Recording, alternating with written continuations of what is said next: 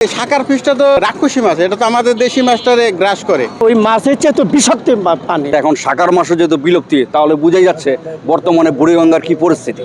এই সময়টা বুড়িগঙ্গার দূষণটা এত বেশি যে শাকার মাছ পর্যন্ত বুড়িগঙ্গা আসলে টিকতে পারে না। কিছুদিন আগেও শাকার ফিশে ভরা ছিল ঢাকার এই বুড়িগঙ্গা। দূষিত এই নদীতে এখন শাকার ফিশ নেই বললেই চলে। নদী থেকে এত শাকার ফিশ কোথায় গেল প্রশ্ন জনমনে। শাকার মাছ নাই এখন। ওই যে মাঝখানে অনেক মাছ হয়েছিল, প্রচুর মাছ হয়েছিল, ওই জেলেরা কিছু মাছ ধরে নিছে। আর এই ময়লা পানিতে সম্ভবত ময়লার পানিতে সব ধ্বংস হয়ে গেছে।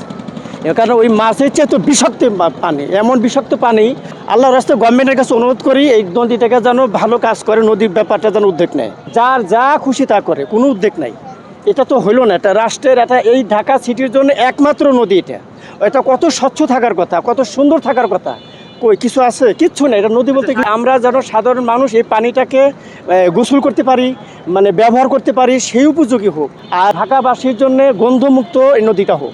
যমুনা ইলেকট্রনিক্স ঈদে ডাবল খুশি অফার সিজন 3, যে কোনো পণ্য কিনলেই পাচ্ছেন নিশ্চিত ঈদ উপহার। এটি বহুত বিরক্ত করতো। এটি ওই যে আমরা গোসল করলে থাপ্পা দিত, আবার পানিরে আজকা বাড়ি দেয়া আমাকে পাবলিক ভিজালাইতো। এই বইটার বাড়ি খায় আজকা আমাকে বইটা উল্টে যায়, নৌকার এই লঞ্চের ভিতরে হয়ে যায় আমরা। এই শাখা মাঝে এরকম বিরক্ত করছে, অনেক কত ভালো লাগে। ওটি আছে, এখনো আছে। ওটি মাটির লগে নিচে লাগিয়ে রয়েছে, ওটি ময়লা খায় তো। না না আছে, দেখবেন অনেক কদিন পরে, এই বেশি লাগবো না, মাসখানেক পরে আইন আইলি দেখতে পারবেন কিভাবে এই যে এই জায়গাটার ভিতরে এই যে ময়লা নামে না, পানি নামে না, এই জায়গার মধ্যে দেখবেন অনেক কীভাবে দেশ গ্রামে যেমন পুষ্করিণীতে মাছ থাকে যেমন ফালায়, এরকম ফালায়। ওখান দেখা যায় যে মাটির লগে লাগিয়ে রয়েছে, পানি ভালো না দেখিয়া।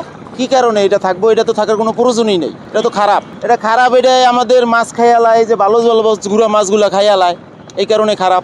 আর এটারে অনেকে পানিতে গোসল করতে নামলে ভয় পায়, যদি মনে হয় কাটা ঢুকিয়ে দেয় তাহলে ওই জায়গা বিষাক্ত।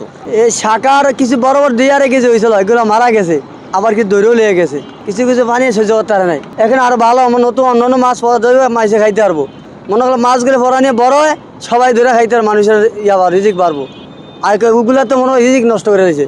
এখন তো আমাদের এখানে এটা পরিবেশ দূষণের কারণে পানিতে মানে আপনার 0% অক্সিজেন মানে কোনো রকম অক্সিজেন নাই এখানে। অক্সিজেনের অভাবে মাছগুলো মারা গেছে এবং জীববৈচিত্র্যের বহুত ক্ষতি হতেছে। আপনার ব্যাংকটা বন্ধ এখানে নাই পানিতে।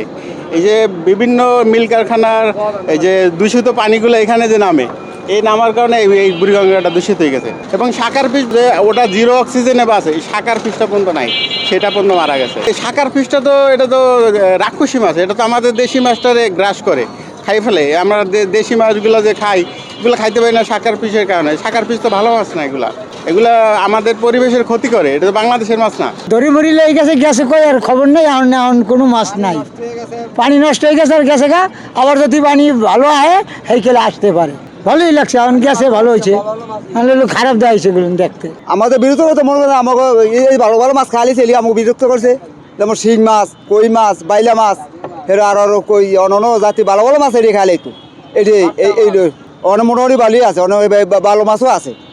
এখন ভালো মাছও আছে না। শাখা চাইলে আমাকে রিজিক জায়গা, ভালো মাছ জায়গা, বোঝেন নাই? এটি তো কেউ খায় না। এটি আমরা ধরে 2 সাইড দিয়ে খাইতে, আমিও খাইতে পারতেছি না। এটি সব খাইলে তো ভালো মাছ।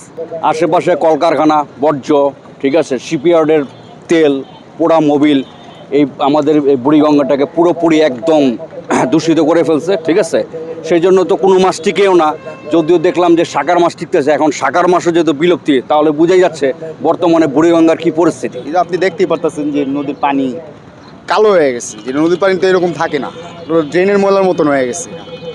যে কোনো সব কিছুই বিলুপ্ত হয়ে গেছে। এই ময়লা পানির জন্য তো মানুষই ঠিক মতন অক্সিজেন ঠিক মতন নিতে পারে না। আর মাছের জীবনটা তো পানির ভিতরেই। আর এই পানিটা আজকে সে কারণেই মনে করেন যে আজকে মাছগুলা মারা যাইতেছে। আর এই বুড়িগঙ্গা নদীটা অনেক বড় এবং ভালো ছিল। আর এই নদীর ভিতরে যত এই মনে করেন আমাদের এই পুরা ওই পাড়ার এই সাইডের মনে করেন ময়লা ড্রেনের ফলের কারণে মনে করেন আজকে এই ময়লা পানি আবর্জনার কারণে এই পানি নষ্ট হয়ে গেছে। এর জন্য মাছ মরা যেতেছে, আর এখানে মাছের পর্যটক আসতেছে না। হঠাৎ করে না এই মাঝে এই মাছ বিক্রি হয়েছে, অনেক লোক নিয়েছে, যে বিক্রি করছে তো প্রায় 10-15-20 মাছ ধরা পড়ছে পরে এই মাছটি কমে গেছে। ক্ষতি করে বিভিন্ন ধরনের অন্য মাছ, বিভিন্ন কোনো মাছ থাকতো না, কোনো মাছের বাচ্চা বা ডিম এগুলো থাকতো না, এগুলো তো নষ্ট করে ওরা খাইলে ফেলাইতো। ওই যে নদীর পানি ময়লা হয়ে গেছে, বিষাক্ত হয়ে গেছে, মারা গেছে। আর যেখানে পানি পরিষ্কার আছে সেখানে শাকার মাছ আছে। বুড়িগঙ্গায় সাকার মাছ দেখা যাচ্ছে না, এর মানে এই না যে বুড়িগঙ্গা থেকে সাকার মাছ একেবারে বিলুপ্ত হয়ে গেছে বা চলে গেছে।